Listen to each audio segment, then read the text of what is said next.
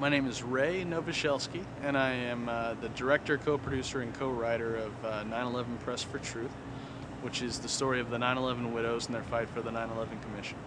I was in my last semester of film school at Columbia College in Chicago, and my co-producer John Duffy was also last semester of film school.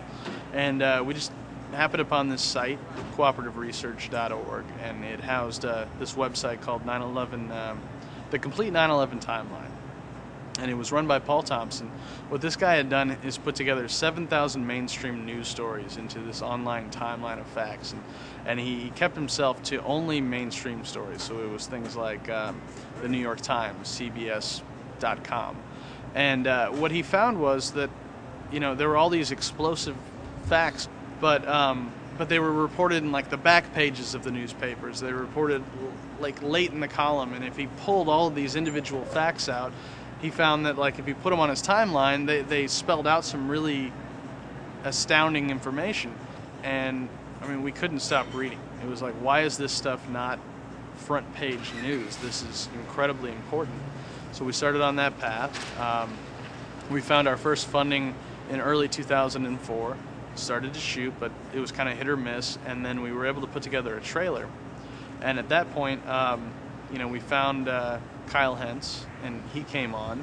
He co-founded an organization called 9/11 Citizens Watch, and had worked with the 9/11 families and the 9/11 Commission in trying to keep the whole thing honest to make sure the right questions were answered. He thought it was worth taking a risk on and helped us raise the rest of our funding, helped us get the 9/11 family members, including the now famous Jersey girls who were attacked by Ann Coulter recently.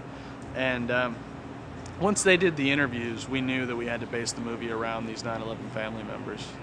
These are people who've been kind of beat down by both the press and politicians, and people have come along and tried to exploit their pain, and so they're very guarded.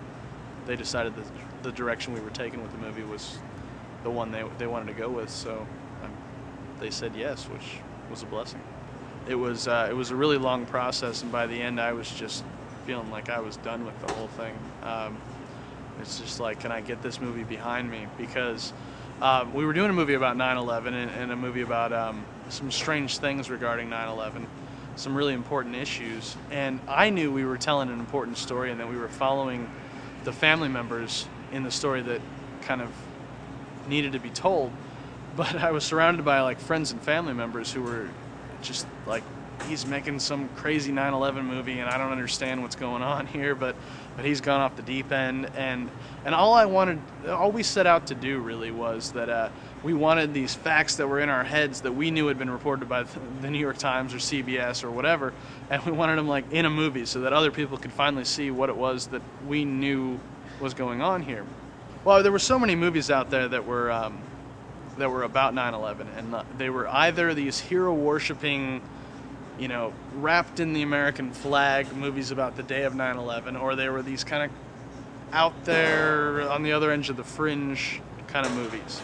And we read Paul Thompson's timeline, and we talked to these 9/11 family members, and we knew that there was a lot of stuff in the middle. There were important issues that needed to be looked at regarding both government accountability before 9/11 and then also, how the war on terror was conducted after 9/11.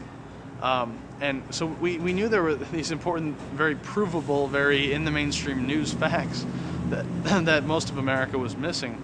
We set out to make just a very mainstream film that could reach everyone and make everyone aware of these important issues. At an early point in the movie, we met with Paul Thompson, and he had put together the complete 9/11 timeline, and it had been praised everywhere from the Village Voice to Fox News. He'd been given a write-up in the Genius issue of Esquire. And we met with him, and we said, we want to make a movie that's along the lines of what you put together here, which is just the facts, nothing but the facts. Let the facts speak for themselves. And he liked that idea, and he published a book by HarperCollins called The Terror Timeline. And so we received our official ability to adapt that, and so we had a bit of a script to go by, which was his book, but we were trying to condense 7,000 mainstream stories into one movie, and as much as we attempted not to editorialize, there's a certain amount of editorializing that goes on by choosing which facts you're going to include, which you aren't, what topics you're going to cover, and which you aren't. And I mean, it was a complete nightmare because there's so much about 9/11. If people go on the complete 9/11 timeline website, they'll see the facts that we have to work with. I mean, the subjects range all over the place, and it was a bit of a headache to try to put it into an hour-and-a-half film and make that film entertaining and sort of reach a mainstream crowd. At the very beginning, we were thinking, oh, we're really gonna blow the lid off this whole thing. Like, maybe we're gonna be in danger here. Maybe the powers that be that we're gonna be upsetting are not gonna like being upsetted. And but I don't know. Eventually, we just realized there are bigger fish to fry. For one thing, we set out to do the movie before Fahrenheit 9/11 came out, and we were aware that Fahrenheit 9/11 was coming out, and we were happy to see that when Michael Moore finished his movie that it was really more a movie about Iraq and that whole war, and so it hadn't really crossed over much with what the families had done, with what Paul Thompson had done, what we were ultimately trying to do. But yeah, we figured there were bigger fish to fry. Obviously, with 3,000 dead loved ones, there were thousands of people grieving after 9/11. And out of those thousands, 12 family members really stepped up to represent them and fought for the 9/11 Commission. Everyone seemed to feel that an investigation was necessary here because at a minimum, someone had dropped the ball regarding 9/11. There was information coming out, and it was clear that there was a bigger story here and that an independent investigation would be necessary. It became clear after we interviewed the 9/11 family members that we weren't talking about fringe issues here. These weren't just normal people. These were people who had been living the American dream until 9/11 and then lost their husbands, their sisters, their friends, their sons. And it made it really real for us because we could see that these guys had specific questions. When the 9/11 Commission was finally founded after they fought the White House for 14 months to get it, they presented the 9/11 commissioners with a very specific list of questions for each person that was going to be interviewed, from President Bush to the CIA director, the National Security Advisor. And these are the questions, these are the mysteries. We want answers to these. You can ask these people, we can get to answers. And at the end of the commission hearings, when the final report came out, as they went through the commission report, they went ahead and graded based on which questions were answered, which were partially answered, which weren't answered at all, and they discovered that 75% of their questions had never been answered. And to me, that's very concrete.